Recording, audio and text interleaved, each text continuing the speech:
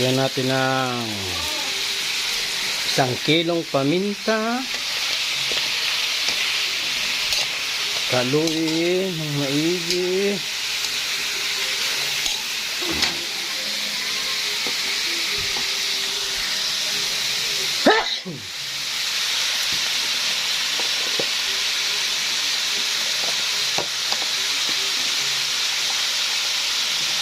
Lagyan natin ng pagigisa. Lagyan natin ng konting magic sarap.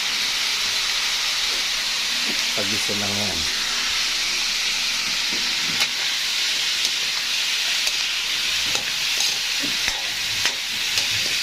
Para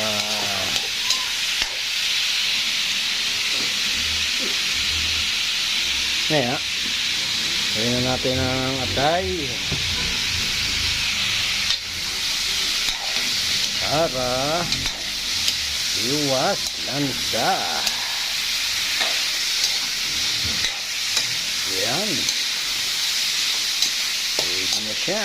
Ngayon, takluban natin siya ng 5 minutes para yung sarap ay maging okay.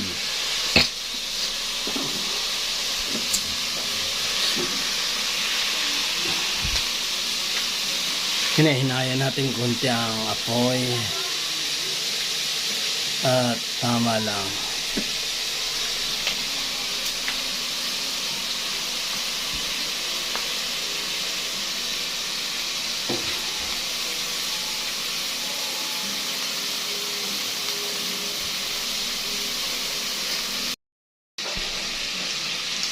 Ngayon, tingnan natin ano nga nangyayari. Yan. Pag tuyo-tuyo na yung mantika, gandaan lang yung halo natin at baka madama yung atay, madudurog. Yan. Subukan na natin lagyan ng ng gata, guys, kasi dandahan lang ang paglagay para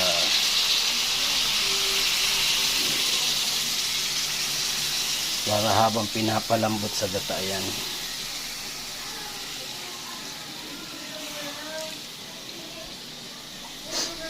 Yan. Habang pinapalambot-lambot natin sa gata.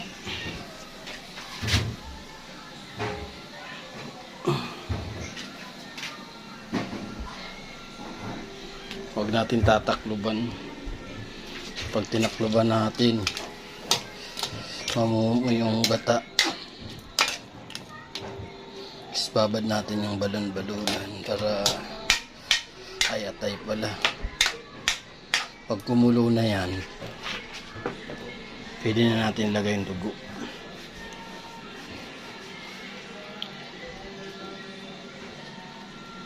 At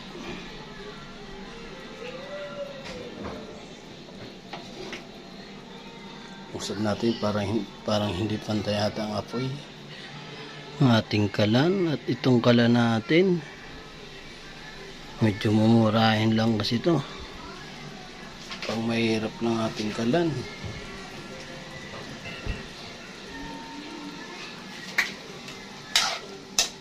Yan, haluin natin kasi hindi naman siya gulay o isda, kailangan sobrang lapot.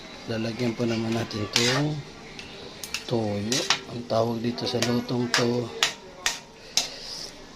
gata sa adobo. Kagataan muna natin siya, diba? Yan, parang kumukulo na. Lagay na kaya natin itong dugo, baka pwede na.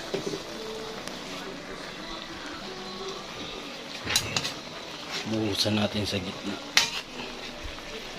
para yung dugo hindi masyado. Huwag tayo maglalagay ng asin kasi ang asin tuyo na lang ang magdadala dyan.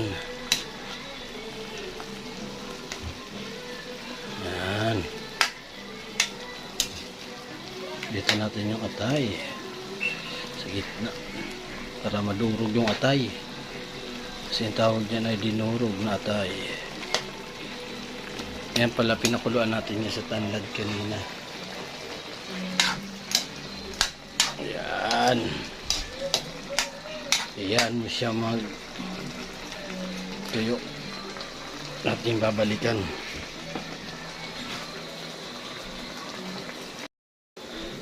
Yung palang medyo luto na yung gata, tinakpan na natin siya para makulob ng konti sa gata yung ating bibi.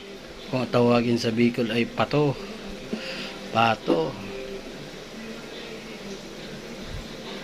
Kung sa English man ay duck.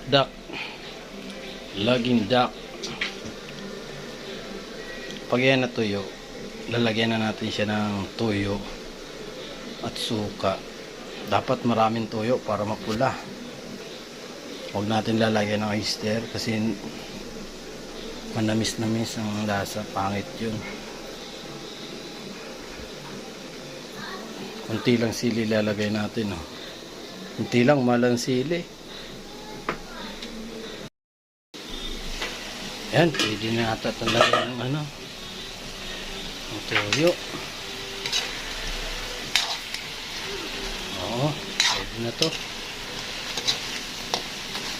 Lumalapot na. Lalagay na natin yung ating kunting sili lang, 4 na piraso. Labuyo, mahal kasi 20 daw ang isang piraso.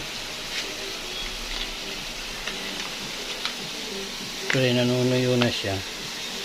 Ilagay mo na yung maraming tuyo, mga 2 galon ilagay nyo guys, kasi hindi naman kayo mag-aasin. 2 galon na ilagay nyo. Yan, o, diba? Sobrang daming. Tapos ang suka, wala palang pambiling suka. Joke. Natin ang suka, yan. Magpapalambot ba naman? Iyan guys, di na natin, ubos na natin yung isang magic sarap dyan. Tira natin kanina. Diretso na yan guys. Ito ay tinatawag na gata sa adobo. Yan, ho. Parang sayang yung ha.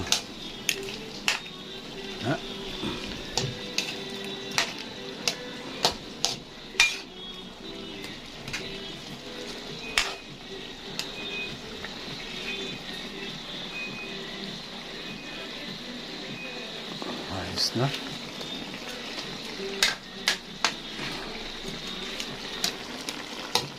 Tatay pala tayo ng pato. Pag nanuyo yan guys, okay na yan.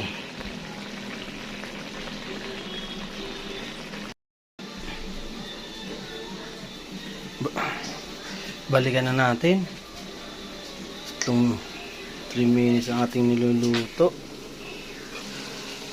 Yan. Sigurado ako malambot na to. Yan. Walaan nyo guys. Sa kulay pa lang, alam nyo na kung ano ang resulta. Ang alat nito. Pero, pag natikman nyo to, makakalimutan nyo. Sige, patayin na natin. Ha? Tingnan natin. Tangin lang ito. Sino ba nagluto nito? Napakasarap eh. Ay, yan, natutuyo na siya. Oh. Ang bibe. Congratulations. Finish of the contract guys.